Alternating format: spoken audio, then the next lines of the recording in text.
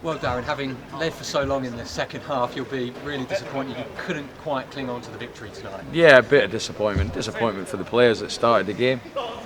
They gave everything. We fatigued a little bit towards the end because most of them will probably be involved in the first team Saturday. Whereas our lads obviously needed the game, quite a few of them. Fantastic goal to get us a lead. Great goal by Flynn, get a great bit of play. And I thought we'd see it through. At 1-0 we have to kill them off. We have opportunities to break and counter-attack, and we didn't do that well enough. So it gave them something to just keep going and going. And I believe it's a scandalous decision. The goal's offside. He stood on the line, and apparently he's not interfering. But anyway, look, I'm not too disappointed. We haven't lost. It's another game undefeated. I know we're losing penalty. That doesn't count in terms of the 90 minutes. And we had to go for it at the end because we knew a draw wouldn't be enough to win as a group, even if we won in penalties. But no, I'm not too disappointed. I'm disappointed for the players in the sense that they deserve to win the game with how much effort we put in against a far more experienced team. Is that what happened with the goal? Because I saw a lot of commotion. I must admit, I didn't quite see it from up where I was, but someone who was on the line tapped it in from the cross. I don't think he tapped it in, but I think he had a part to play. And I have to see it myself. I'm going off what my video analyst said, who's got a better view. He's up in the gantry. I haven't seen it myself, but he said it's a scandalous decision, and the linesman's assessment of it is the player stood on the line is not interfering with play. So anyway, we'll have a look at that. It was disappointing to lose a goal like that so late on, but a lot of good stuff from our players, a lot of good performances, and I'll look back at it and we'll go through it again on Thursday.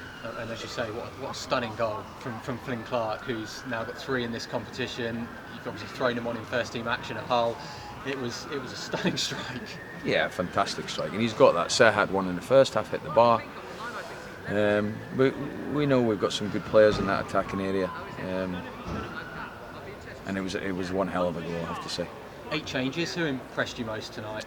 I'll have a look at it back. I get a better view. I can analyse it better when I watch it back on, not live, if you understand what I mean.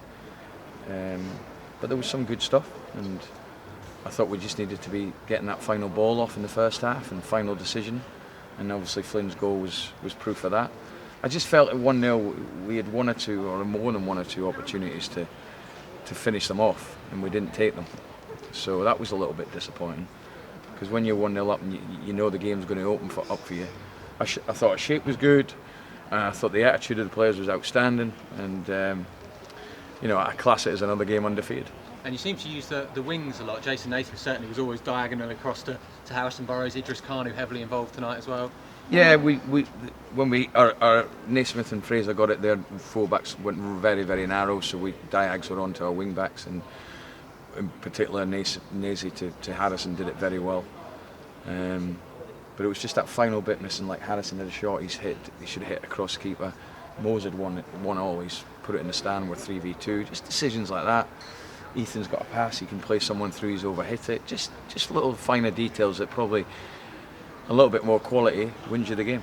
And at times, though, I guess your goal living a bit of a charm life, good saves, blocks as well, that they would have been wondering how they weren't 1-1 sooner. Yeah, I mean, I think my goalkeeper made 3 or 4 very, very good saves. And I don't know what's happened with the goal, whether he's dropped the ball, and I don't know what's happened. But my players are adamant it should have been offside. So, but yeah, you're always going to get pressure against you, especially when a team's chasing it. And like I say, the last 15 minutes, our players, some of them fatigued quite badly. And obviously the one disappointment, not at home now in the next round. So obviously you don't know who you'll be playing, but hopefully it won't be too far to travel. Yeah, well, listen, we wanted a home game, obviously, because we've got nine games in 28 days from, I think, the Blackpool game. So it's a hell of a lot. We've got a very good draw in the Cup, the FA Cup, and we don't know who we're going to get. Listen, we don't know. Obviously, we're through. That was the main thing. We are taking this tournament very, very seriously. We want to make sure, if we can go as far as we can. And let's see who we get. Yeah, at least it's still regionalised, but anywhere in the south, not quite regional. Just one question ahead of the weekend. Nathan Thompson, what's the latest on him and his hamstring? We're awaiting a result on a scan, and we'll know more on Thursday.